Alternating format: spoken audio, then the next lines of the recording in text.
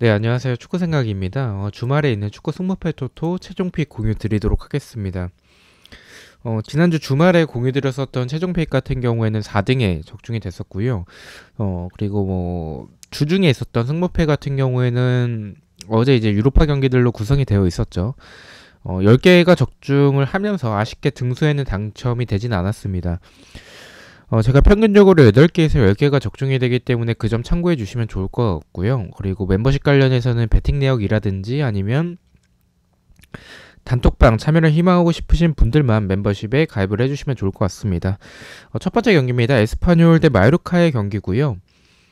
두 팀 맞대결에서의 특이사항은 없습니다. 우선 제 에스파뇰이 배당을 좀 낮게 측정을 받았고 무승부 쪽으로 좀 투표율이 많이 몰리긴 했는데 저는 일단은 원정에서의 마요르카라는 점에 있어서는 마요르카가 조금 밀릴 수도 있을 것 같다라고 생각을 해요. 하지만 경기적인 부분들을 놓고 보자면 에스파뇰보다는 마요르카가 보여주는 경기력이 훨씬 더 좋습니다. 지난 경기에서의 이변도 나왔었고 또 그 경기에서의 과정들을 보면 역시나 제공권에서의 부분들도 좋았고 역습에서의 모습들이나 공격에서의 모습들은 굉장히 좋습니다. 다만 수비적으로는 불안한 부분들이 있기 때문에 에스파뇰과 마요르카의 경기력 차이가 크지 않다라는 부분을 봤었을 때, 그리고 마요르카 원정이라는 점을 봤었을 때는 무승부가 더 적합한 경기이지 않을까라고 생각을 했습니다.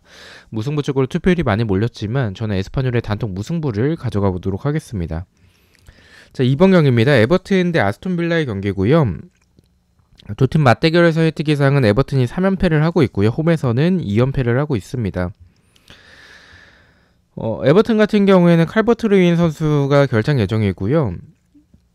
그리고 아스톤 빌라 같은 경우에는 특이사항은 없습니다. 지금 칼버트 루인 같은 경우에는 어쨌든 이번 시즌 좀 부상으로 많은 경기를 못 나오긴 했지만 에버튼 자체가 지금 보여주는 모습들이 지난 경기에 이변의 모습을 보여줬다라고 할지라도 저는 여전히 좀 에버튼의 경기력은 좋지 않다라고 생각을 해요. 오히려 아스톤 빌라가 보여주는 이 경기에서의 모습들이 최근에 굉장히 좋은 부분들을 다시 살아나면서 보여주고 있다라고 생각을 하고 있습니다. 다만 아스톤 빌라는 역시나 수비적으로 아쉬운 부분들이 있고 홈에서의 에버튼은 그래도 좋은 경기력을 좀 보여줄 때가 있었던 에버튼이지만 이번 시즌은 그렇게까지는 느껴지진 않고 아스톤 빌라가 원정이라는 점과 홈에서의 에버튼이라는 점 때문에 조금은 불안한 감도 없지 않아 있긴 하지만 최근에 두 팀이 보여주는 경기력을 놓고 생각을 해봤을 때 에버튼이 특히나 수비적으로 뒷공간의 불안함을 굉장히 많이 가지고 있다라는 팀이라는 점을 생각을 해봤을 때는 아스톤 빌라가 저는 이 경기는 이변으로 이길 가능성이 더 높을 것 같다라고 생각을 하고 있습니다. 그래서 배당은 에버튼이 정배당을 받고 있지만 투표율은 아스톤 빌라 쪽으로 조금 더 우세하게 보여주고 있죠. 저 역시도 동일하게 생각을 하고 있습니다. 에버튼의 단통 패를 가져가 보도록 하겠습니다. 3번 경기입니다. 리즈 대 사우스햄튼의 경기고요. 두 팀 맞대결에서의 특이사항은 2연속 무승부를 하고 있습니다. 우선 리즈 같은 경우에는 로카 그리고 포슈 아담이 결장 예정이고요. 사우스햄튼 같은 경우에 채 아담스 그리고 후안 선수가 결장 예정입니다. 일단은 리즈가 로카가 있고 없고의 차이는 좀 크긴 합니다. 중원에서 보여주는 모습들이 워낙에 좋은 선수라서 로카가 없다라는 점은 아쉽긴 하지만 저는 사실 이 경기는 좀 쉽게 결정을 했습니다. 지금의 사우스햄튼의 모습이라면 리버풀을 어쨌든 승리를 하면서 이변을 만들어냈다라고 할지라도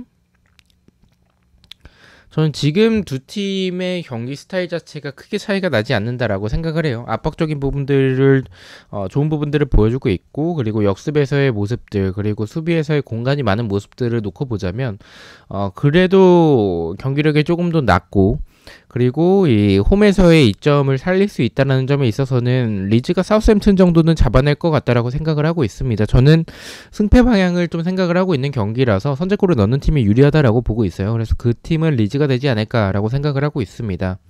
리즈의 단통 승을 말씀을 드리겠습니다. 4번 경기입니다. 레스터 대 아스날의 경기고요. 두 팀 맞대결에서의 특이사항은 레스터가 4연패를 하고 있습니다. 홈에서는 3연패를 하고 있고요. 레스터 같은 경우에는 저스틴과 에반스가 결장 예정이고요. 아스날은 제수스 그리고 토마스 파티, 엘레니가 결장 예정입니다. 아스날이 뭐 최근에 주춤하다가 어쨌든 지난 경기에서의 좋은 부분들을 보여줬다라는 부분들도 있습니다. 뭐 수비에서의 이 측면에 대한 공간들은 여전히 불안하지만 공격에서의 화력이 뭐 굉장히 좋은 부분들을 많이 보여주고 있기 때문에 레스터 상대로 무난한 승리가 예상되긴 합니다. 하지만 이런 체력적인 부담과 그리고 레스터의 스타일상 지금 공격은 사실 레스터가 답이 없습니다. 뭐 득점을 많이 만들어내고 있진 못하기 때문에 저는 그 점에 있어서는 아스날이 굉장히 유리한 경기라고 생각을 하지만 말씀드린 대로 아스날이 수비적으로 측면에 대한 공간들을 최근에 좀 많이 노출을 하고 있고 공격에서의 득점력도 사실은 좋았었던 이번 시즌의 모습들에 비해서는 조금은 떨어진 부분들을 보여주고 있다라고 생각을 하고 있습니다. 그래서 그러한 점들을 종합을 해봤을 때 아스날이 득점을 하지 못하게 된다면 레스터가 역습 자체가 나쁜 건 아니기 때문에 한 방 좀 노려볼 수도 있을 것 같다는 생각이 좀 듭니다. 그래서 저는 아스날이 유리해 보이는 경기는 맞지만 이변까지 포함을 해서 레스터의 승무패로 지어보도록 하겠습니다. 자, 5번 경기입니다. 웨스트햄 대 노팅엄 포레스트의 경기고요. 두 팀 맞대결에서의 특기상은 웨스트햄이 2연패를 하고 있고요.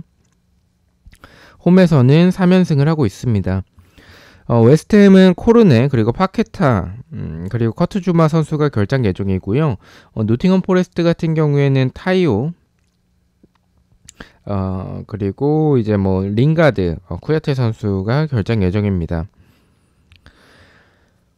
일단은 웨스트햄 사이드라고 생각을 하고 있습니다. 웨스트햄이 어쨌든 뭐 홈에서 노팅엄 상대로 좋은 부분들도 많이 보여줬었던 부분들이 있었고 그리고 뭐 경기력적으로도 봤었을 때도 노팅엄이 이번 시즌의 모습을 놓고 보면 만만한 팀은 당연히 아닙니다. 하지만 지금 원정이라는 점이 첫 번째로 좀 걸리고 그리고 웨스트햄이 경기력이 굉장히 안 좋은 부분들을 이번 시즌 보여주고는 있는데 전 노팅엄과의 크게 차이가 나지 않는다라는 부분이나 그리고 제 생각보다 배당이 너무 낮게 책정이 됐다라는 부분에 있어서는 이 경기는 웨스트햄 사이드일 것 같다. 다만 두 팀의 경기력 차이가 크지 않기 때문에 무승부에 조금 더 중점을 두고 있는 경기라서 저는 승무 투픽으로 가져가 보도록 하겠습니다. 자, 6번 경기입니다. 카디스 대 라요의 경기고요. 두 팀 맞대결에서의 특기사항은 없습니다. 이 경기는 일단은 라요가 카디스보다는 조금 더 좋은 경기력을 보여주고 있습니다. 그러한 점을 생각을 해서 지금 투표율도 라요 쪽으로 몰려있고 배당도 지금 라요가 원정인데도 불구하고 정배당을 받았죠. 경기적인 부분들만 놓고 보자면 카디스보다는 라요가 조금 더 좋은 부분들을 보여주고 있다라는 부분은 부정할 수 없을 것 같은데 저는 개인적으로 카디스가 지난 경기 때 여전히 수비적으로는 공간도 굉장히 많고 그렇게 많은 공간이라면 라요가 충분히 노릴 수 있는 팀이긴 하지만 저는 카디스의 공격에서의 모습들이 나쁘지 않았었다라는 생각을 좀 가지고 있습니다. 그래서 저는 오히려 이 원정에서의 라요보다는 홈에서의 카디스가 경기적인 부분들은 조금 더 좋은 부분들을 보여주고 있다라고 생각을 하고 있어서 저는 이 경기는 좀 어떻게 보면 이변이죠. 홈팀인 카디스 쪽으로 카디스의 단통 승을 가져가 보도록 하겠습니다. 7번은 본머스 대 맨시티인데 일단은 뭐 전적 자체가 뭐 본머스가 10패를 하고 있어서 이 경기는 좀 쉽게 결정을 하긴 했습니다. 뭐 이변에 대해서 의심할 수도 있겠지만 투표율이 90%대가 가까운 경기를 저는 의심하고 있지는 않고요. 그리고 본머스가 뭐 최근에 보여주는 모습들도 아쉬운 부분들이 분명히 있고 맨시티가 리그에서의 모습들이 좀 이번 시즌 좀 득점적인 부분에서의 좀 아쉬운 부분들이 많이 있긴 하지만 본머스의 수비 정도는 무난하게 뚫어낼 것으로 생각을 하고 있습니다. 본머스의 단통 패를 가져가 보도록 하겠습니다. 자, 8번 경기입니다. 레알 대 아틀레티코의 경기고요. 두 팀 맞대결에서의 특이사항은 없습니다. 레알이 우세해 보이긴 합니다. 뭐 지난 경기 때의 모습들도 레알이 어쨌든 뭐 득점적인 부분들을 좋은 부분을 많이 만들어냈었고 아틀레티코 같은 경우에는 최근에 좀 수비가 흔들리는 모습들이 좀 보여주고 있습니다. 그리고 레알이 아틀레티코 상대로 전적 자체가 나쁘지 않았었다라는 점을 생각을 해봤을 때 또한 원정에서의 아틀레티코고 홈에서의 레알이기 때문에 이 마드리드 더비 자체는 레알이 좀 우세할 것으로 생각을 하고 있습니다. 다만 저는 일단 레알이 최근에 득점적인 부분에서 좀 아쉬운 부분들이 굉장히 많다라는 생각을 좀 가지고 있어서 그리고 체력적인 부담도 있을 거기 때문에 저는 개인적으로 이 경기는 더비라는 점도 생각을 해봤을 때 무승부까지는 레알이 굉장히 우세해 보이는 경기이긴 한데 무승부까지 가져가는 게 좋을 것 같다라고 개인적으로 생각을 하고 있습니다. 저는 레알의 승부 투픽을 가져가 보도록 하겠습니다. 자, 9번 경기입니다. 크리스탈 팰리스 대 리버풀의 경기고요. 두 팀 맞대결에서의 특이사항은 크리스탈 팰리스가 홈일 때 최근에 전패를 하고 있습니다. 크리스탈 팰리스는 여전히 자하 선수가 결장 예정이고 워드도 결장 예정입니다. 리버풀 같은 경우에는 티아고 알칸타라, 루이스 디아스 그리고 코나테 선수가 결장 예정입니다. 저는 이 경기도 좀 고민을 많이 안 한 것 같아요. 왜냐면 크리스탈 팰리스가 강팀 상대로 굉장히 좋은 부분들을 많이 보여주는 팀이죠. 그런 부분에서 리버풀의 지금의 경기력이라면 사실은 의심을 해볼 만한 경기라고 생각을 하고 있습니다. 도깨비적인 모습을 보여주는 크리스탈 팰리스와 이번 시즌 좋지 않은 부분을 보여주고 있는 리버풀, 더군다나 원정에서의 경기라는 점에 있어서는 크리스탈 팰리스 상대로 이변이 충분히 나올 수도 있는 경기라고 생각을 하지만 일단 배당도 낮게 책정이 됐고 그리고 크리스탈 팰리스가 자아가 이제 햄스트링 부상으로 빠지고 나서의 경기적인 부분들이나 흐름적인 부분들이나 모두 다 최근에 안 좋기 때문에 이런 크리스탈 팰리스 정도는 리버풀이 잡아낼 수 있지 않을까라고 생각을 하고 있습니다. 더군다나 두 팀의 이 전적에서의 차이가 리버풀이 너무나도 압도적이기 때문에 이 경기는 리버풀 쪽을 가져가는 게 맞다라고 생각을 하고 있습니다. 다만 투표율이 많이 몰리진 않았기 때문에 무승부에 대한 이변까지 포함을 하는 것도 좋은 경기라고 생각을 하고 있습니다. 저는 단통 패만 가져가 보도록 하겠습니다. 10번 경기입니다. 발렌시아 대 소시에다드의 경기고요. 두 팀 맞대결에서의 특이사항은 4연속 무승부를 하고 있고 홈에서도 4연속 무승부를 하고 있습니다. 일단 두 팀 맞대결에서의 무승부가 좀 많아요. 그래서 좀 고민을 많이 했었고 저는 개인적으로 소시에다드가 발렌시아가 최근에 경기 득점적인 부분들을 많이 못 만들어내고 있기 때문에 경기적인 스타일 자체는 공격을 전개하는 과정 자체는 굉장히 좋아요. 찬스들도 많이 만들어내고 굉장히 좋은데 수비적으로 봤었을 때는 크로스 수비에 너무나도 취약한 모습을 많이 보여주고 있고 공격적으로도 득점적인 부분들이 많이 떨어져 있는 부분들 이거는 소시에다드가 유리해 보인다라고 생각을 하지만 말씀드렸다시피 저는 발렌시아가 공격을 전개하는 과정 자체는 소시에다드에 밀리진 않는다라고 생각을 하고 있습니다. 그래서 그러한 점을 생각을 해서 그리고 두 팀 맞대결에서의 무승부가 좀 많았었던 점을 생각을 해서 저는 단통 무승부를 가져가 보도록 하겠습니다. 11번 경기입니다. 빌바오 대 지로나의 경기고요. 두 팀 맞대결에서의 특이사항은 빌바오가 홈일 때 2연승을 하고 있습니다. 저는 이 경기는 지어보도록 하겠습니다. 빌바오가 경기력이 좋기 때문에 빌바오가 유리해 보이는 경기는 맞지만 저는 지로나가 빌바오 상대로 쉽게 밀릴 만한 팀은 아니라고 생각을 하고 있습니다. 경기적인 부분들도 지로나가 공격적인 부분들이 굉장히 좋아요. 역습적인 부분들이나 아니 세트피스에서의 모습들도 좋고 측면을 활용하는 공격 자체도 굉장히 좋다라고 생각을 하고 있습니다. 빌바오가 이번 시즌 보여주는 모습들이 저는 굉장히 좋다라고 생각을 하고 있기 때문에 유리해 보이지만 지로나의 모습 자체도 저는 빌바오 상대로 충분히 이변을 이뤄낼 만큼 좋은 경기력을 보여주고 있다라고 생각을 하고 있어서 저는 이 경기는 이변까지 포함을 해서 승무패가 좀 저는 다 느껴지는 경기라고 생각을 하고 있어요. 그래서 최종에선 승무패로 지어보도록 하겠습니다. 12번 경기입니다. 토트넘 대 첼시의 경기고요. 두 팀 맞대결에서의 특이사항은 토트넘이 홈일 때 3연패를 하고 있습니다. 일단 토트넘이 첼시 상대로 좀 약했었던 전적을 보여주고 있습니다. 최근에 10경기 동안 승리가 없었던 모습을 보여주고 있고요. 토트넘은 비스마, 벤탄쿠르, 그리고 세세뇽, 그리고 요리스 키퍼가 결장 예정이고요.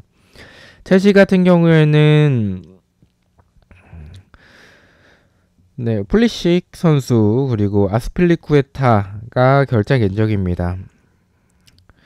이 경기는 사실 좀 고민을 많이 했었던 게 저는 경기적인 부분들은 지금 첼시라면 토트넘이 조금 더 우세해 보이지 않나라고 생각을 하는데 토트넘이 일단 첼시 상대로 약했었던 전적이나 뭐 중원 싸움에서 지금 토트넘이 중원이 저는 강하지 않다라고 생각을 하고 있어서 첼시가 중원적인 부분들은 조금 더 좋지 않나라고 생각을 하고 있습니다. 그래서 그러한 점을 생각을 해봤을 때 오히려 두 팀 다 좀 조심스럽게 나오는 경기가 돼서 0대 0으로 득점이 아예 안 나오는 경기가 될 수도 있을 것 같다라고 생각을 하고 있습니다. 더군다나 두 팀의 공격 쪽에서의 그런 득점력을 최근의 모습들을 생각을 해봤을 때 득점 자체가 아예 안 나올 수도 있을 것 같다는 생각이 들어서 최종에서 단적 무승부를 가져가 보도록 하겠습니다.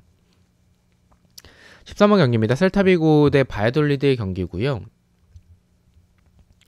두 팀 맞대결에서의 특이사항은 셀타비고가 홈일 때 3연속 무승부를 하고 있습니다. 저는 이 경기는 셀타비고의 단통 승만 가져가 보도록 하겠습니다. 이변을 바라보신다면 저는 개인적으로 무승부보다는 바이돌리드를 가져가는 게 좋지 않나라고 생각을 하는 게 셀타비고가 수비적으로 굉장히 공간이 많습니다. 공격적인 부분들은 여전히 좋지만 바이돌리드도 그러한 비슷한 모습을 보여주고 있다라고 생각을 하고 있고 바이돌리드의 공격에서의 모습들 자체가 많은 기회를 만들어내진 못하지만 득점력적인 부분들이 결정력이 나쁘지 않다라고 생각을 하고 있어서 셀타비고 상대로 이변까지도 가능할 것 같다라고 생각을 하고 있습니다. 하지만 저는 말씀드렸다시피 홈에서의 셀타비고라면 바이올리드의 수비 정도는 뚫어낼 가능성이 높다라고 바라보고 있습니다. 셀타비고의 단통 승을 가져가 보도록 하겠습니다.